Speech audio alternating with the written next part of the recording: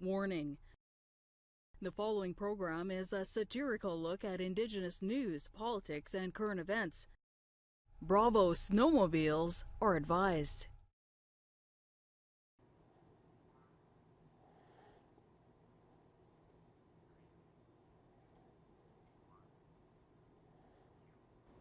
Welcome to the Laughing Drum. Television so deeply and profoundly Indigenous, it takes this left foot and it whops you on that side of your face. And you want to know something? There ain't a damn thing you can do about it.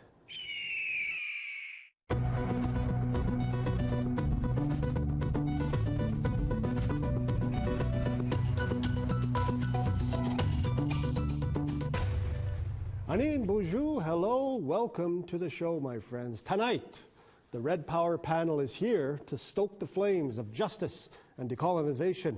We're also going to see who's the master of pointing with their lips. But first, let's see what's been happening on the news. Canadian Prime Minister Justin Trudeau is back in Ottawa after a rather colorful state visit to India.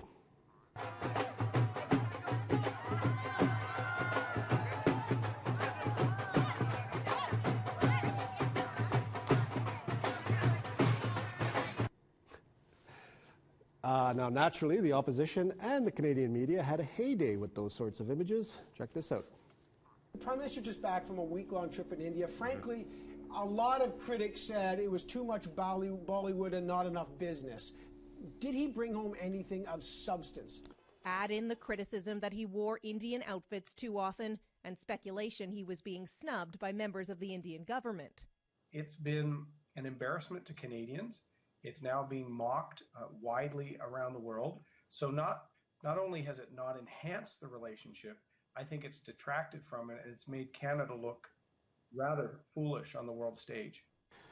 Oh, Justin, if you really wanted to talk to Indians, there are plenty here who would love to sit down and talk with you. And you don't even have to dress up to do it, unless you really want to. Still in politics, in just 5 months, chiefs who make up the Assembly of First Nations will choose a new leader. Yet no one has come forward to challenge current National Chief Perry Bellegarde. And while no one is really saying anything about it, we at the Laughing Drum are getting a little bored, maybe even a bit antsy. Because frankly, it's fun to watch the chiefs jockeying for the top spot. So, in the interest of stoking the fires of political intrigue, we created this.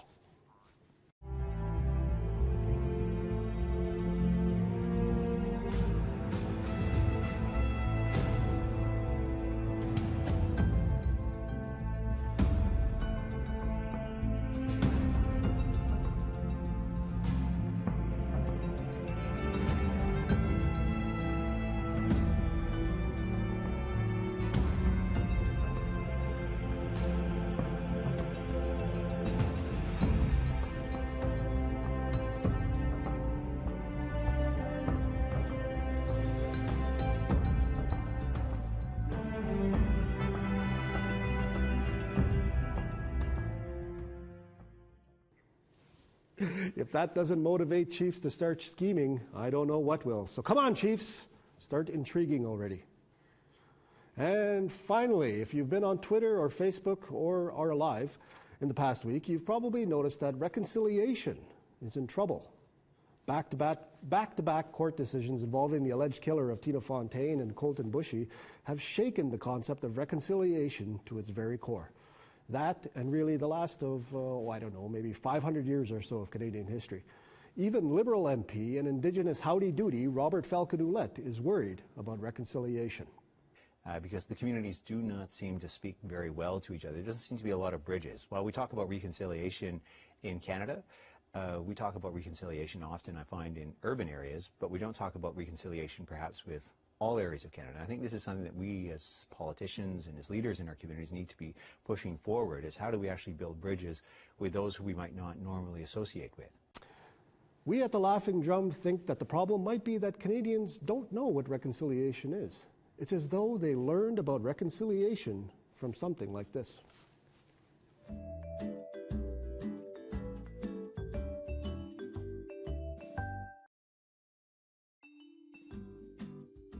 Dad, What's reconciliation? Well, son, in Canada, reconciliation is a little complicated. How so? Imagine someone stole your bike. How would that make you feel? Oh, that'd be awful. Okay, now imagine that person who stole your bike, they apologized. How would that make you feel? Better, I guess. Would I get my bike back? No, they still need your bike. So now they ride by your house every day and they apologize. That, my son, is reconciliation in Canada. You understand? I guess so. Hey. Enough with the lip, or you'll get a taste of the belt. Now, go along, play with your friends.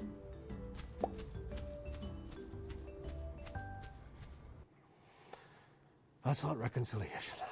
We have to take a short break, but when we come back, we'll unleash the Red Power Panel. But first, enjoy this finger powwow. Come on in, dancers! Come on in, dancers! We're going to go with a few intertribal songs here.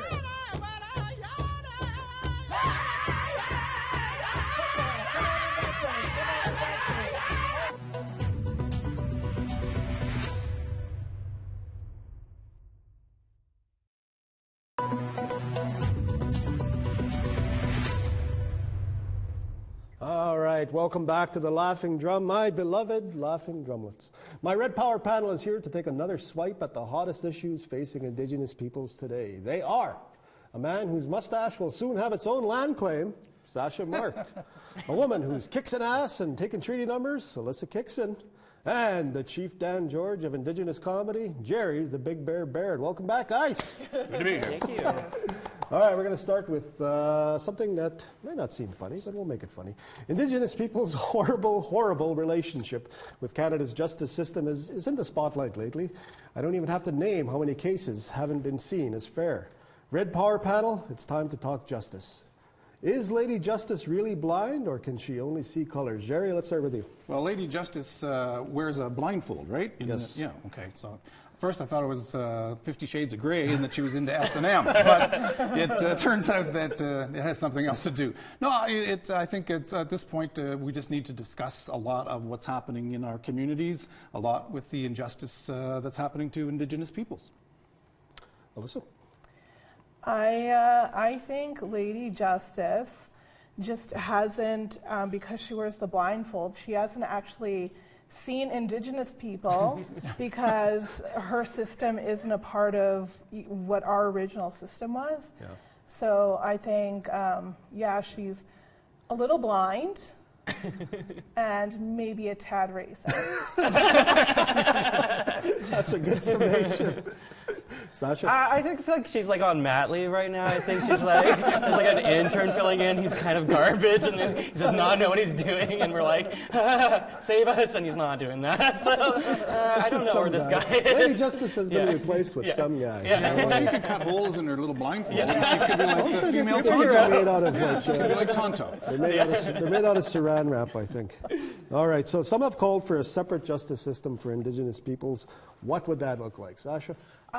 I think it's like, in terms of that, like realistically, like the government shouldn't be as involved. Like it should be dictated by like Indigenous communities. I think that they know what's best for their communities, and there's a lot of you know, strife and interference where the government does impede on those things. And you know, has it ever worked out really well? Like in these cases, like I don't know. Like it's been pretty garbage in these past couple of weeks as well. So it's just yeah. No, I think that in terms of that, it should be up to what the community wants, and the government should be able to appease that. Like that's. You know, I think with that mustache, if we had our own justice system, you could be chief of police. Oh, thank you. Alyssa, what do you think? I think our justice system and our Indigenous peoples need to go to marriage counseling. Yeah. You know, it just, it isn't working out. And I feel like since we come from a place of restorative justice, where the community gets together and decides, you know, whether this person stays in the community, whether they're banished, or whether, you know, we shoot somebody who's sleeping in their car. as an eye for an eye, I think this system currently is not working. Yeah. Jerry? I'm not a lawyer. Get that out there. I did want to be a lawyer, though, back in grade 13. You'd make a great lawyer. I actually had my LSAT, my law exam set up for Ryerson College, and I was leaving for my appointment to study law, and it was a slippery day, and my car went off the road and into the ditch, and then I walked back to my girlfriend's house, and we made out for the day. So that was the extent of me being a lawyer, really, that I ever had. But anyway, that being said, I know in recent cases they're talking about perhaps having Indigenous healing circles or sentencing circles come into play nowadays. And our people have done that in the past. And I'm not really sure how that's going to work with the current state of the criminal code, et cetera. That being said, our people have tried to have healing circles and sentencing circles. And there's a community here in Manitoba that tried a healing, tried that, and I'm not sure how successful they were, but that's what's happened in the past. So it also, if you're going to try and blend together Indigenous justice and the Western justice system, you have to consult Section 35 of the Constitution Act. And a lot of people who are trying to work with treaties and with Indigenous justice, that's what they're using as a framework, is that part of the Constitution Act. There. Right. Thank you. Go. Did I pass my exam? Are you sure you weren't a lawyer? Okay, let's play a game then. Oh. Speaking of sentencing, if you could sentence anyone, living or dead, past or present, with any crime, what would their sentence be? What would the crime be, and what would their sentence be? Jerry? Well, I would see that Christopher Columbus, if you're watching, there you are. Christopher Columbus, if you're watching, Crimes of Humanity, and back to where you came from. Oh, your boat sank. It blew up in the middle of the Atlantic. So sorry. Next. Alyssa? I would say Pierre Elliott Trudeau. Wow. Yeah. That's the whole baby daddy. Canada's baby daddy. You were kind of a deadbeat dad. We didn't appreciate the white paper, so watch out. I'm coming for you in the afterlife. He's already gone. Sasha? Mine is not as deep as those two. Mine's just like people who use the word irregardless. It's not a real word. Get out of here. Get out. All right, so, still kind of injustice here. After those extremely disappointing and soul-crushing criminal court decisions over the past few weeks, many Indigenous people say reconciliation has taken a very serious blow. So, Red Power panel, let's talk reconciliation. First of all, I want you to define it. Jerry, I'm going to start with you. Finish this sentence. Reconciliation is? Honoring and acknowledging the treaties that have gone before us and bring healing to both nations. Okay. That's what I read online. Alyssa, reconciliation is? Reconciliation is currently a buzzword and really nothing more. Yeah. All right. Alyssa. Sasha. Alyssa again. Yes, Alyssa again. No, I'm on the same page as with Alyssa. It's literally just a buzzword. People can throw that out there and get their accolades for saying it. To me, I think what reconciliation is like having, a community where people can go to a Shoppers Drug Mart and not get searched by security or being followed by security. I think it's it's a luxury. It's a luxury, So my next vacation is definitely going to be to the island of Reconciliation. I hear it is wonderful. Just never experienced it yet. One of the big buzzwords these days that I don't really like is the buzzword. The buzzword? Buzzword is everybody saying, it's a buzzword. Well, have you heard the buzzword today? What's the buzzword? Well, it's buzzword. I'll take buzzword over reconciliation. Probably, yeah. Sounds more fun. Okay, so in a perfect world, you could wave a magic wand with a little headdress on it. Mm-hmm. What would reconciliation actually include? What would it be? Anybody? Why? Anybody? We're all looking at Alyssa. I think reconciliation would look like not what it looks like today. I think it would be the opposite of what it is today. I think Indigenous people's rights would be honored. I think our treaties would be honored. I think our justice system would treat us like human beings instead of, you know, a garbage afterthought.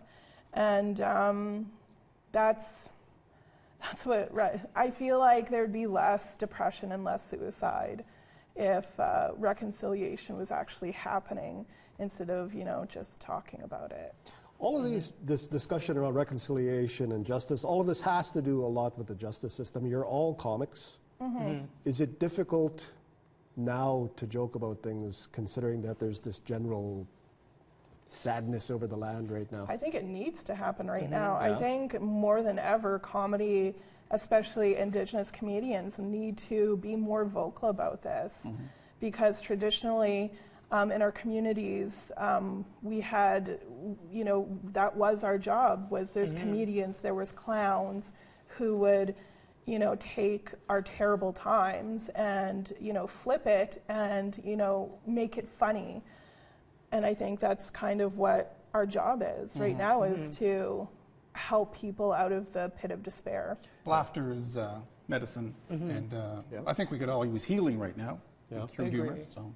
And yeah, I think that's when we tell jokes, I think it's really important for us to make jokes not against people who are being oppressed by these things. And, you know, you want to target the systems that are oppressing these people rather. So I think it's really, I think it's important to just make fun of the stupid government situations that are happening. And it's not, the government's up. Oops. We've got beeps like crazy here. Ask Alyssa. Yeah, I took care of that one. It's all good. It's all good. I think we've got enough time for one more question here, and this is about our neighbors to the south. School shootings, speaking of things that aren't funny, school shootings are rarely funny, but the way politicians address them are often laughable. Take case in point, U.S. President Donald Trump says that in the wake of another school shooting in Florida, that we should arm teachers. Your first thoughts, anybody? What do you think of that? No, I don't think you should arm teachers. That's why we have police. That's why we have security on campuses to look after situations like that. And most of the teachers that I had when I was growing up were kind of, you know, my age now. You wouldn't want me having a gun on campus, trust me. Exactly. Shaky old hands, it wouldn't be good. Shoot myself in the foot. Okay, well, let's have some fun then. If you could arm anybody, who would you arm? Who should be armed? Man. Comedians. Yes. Look after those hecklers. You know what we should arm is those thoughts and prayers that everyone's talking about. Yes, give them actually something. Yeah, give them something useful to do, because they're not doing very much right now. Watch out, she's got thoughts and prayers. Okay, that's all the time we have for this portion. We're going to take a quick break, but when we come back, we're going to play a little game I like to call the Lip Point Olympics. Don't go away.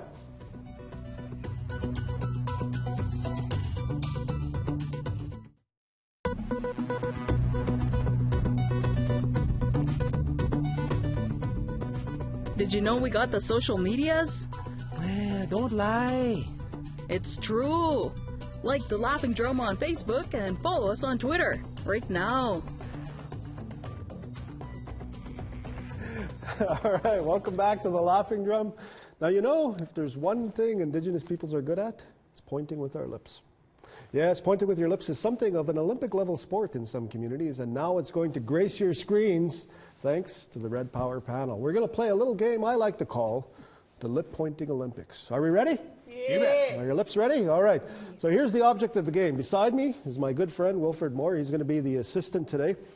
The Red Power panel is going to stand on this side of the desk. They're going to point at one of these items here. Wilfred's job is to pick the one that they're pointing at with their lips. So you have to be very accurate with your lip pointing in order for Wilfred to get it. So let's start with Sasha Mark. Okay. All right. Now Sasha has picked an item that only I know.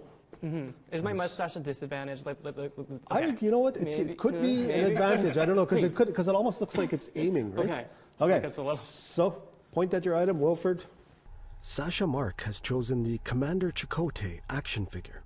Can Wilfred figure it out? And will Sasha's mustache be a help or a hindrance? Let's see. Yay! my God, he got it! I did it! Okay. That is some very, very, very accurate lip pointing there. Does he win it? Commander What's my Chakotay. prize? No, he doesn't win it, unfortunately. Jerry, get your lips up there. Oh, all right. All right. Now, Jerry Barrett is a master lip pointer. He's going to point at an item. Oh, look at that. Now, I hope you're not lip point doping here, but... Cheating. It's cheating. He has an advantage. All right, get ready. Wilfred, you ready? Jerry Barrett has chosen the Ernest Muniaz CD.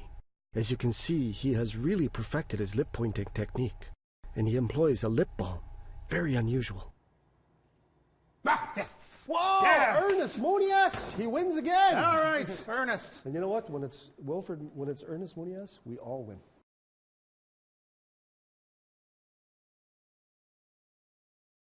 That's right. True. That's what our elders tell us. All right, Alyssa, get your lips up here. 3 items left. Alyssa Kixon has chosen the Jody Wilson-Raybould finger puppet. Kixon hails from the Couchiching First Nation in Ontario. It's known across the nation as traditional lip-pointing territory. Oh my God! You know what? You guys are all pros. I told you We should be in Korea that right everybody. now. Well, you're all winners. Oh yeah. If you're Who is wondering that who that finger is, this is Jody Wilson-Raybould finger puppet. All right. Available on our site for free if you want to get them. Thank you very much, guys, for taking part in the very first lip-pointing Olympics, only here on the Laughing Drum. We made history today. How does it feel? Oh, dry lips ought to move to Count Cascasey. I'll point the way. Yeah. Special thanks to Wilfred Moore as well for being here. He's our Vanna White for taking part in the show.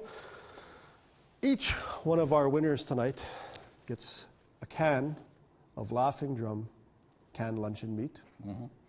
It is a beautiful thing, and you don't get the hat, but you know what, you get something. Thank you very much, everybody, for coming out tonight, for watching our show. Special thanks to my Laughing Drum Red Power panel, Jerry the Big Bear Barrett, Alyssa Kixon, Sasha Mark, and Wilfred Moore tonight. Thank you very much, everybody. But before we go, ladies and gentlemen, elders, youth, chiefs, and counselors, finger jigging.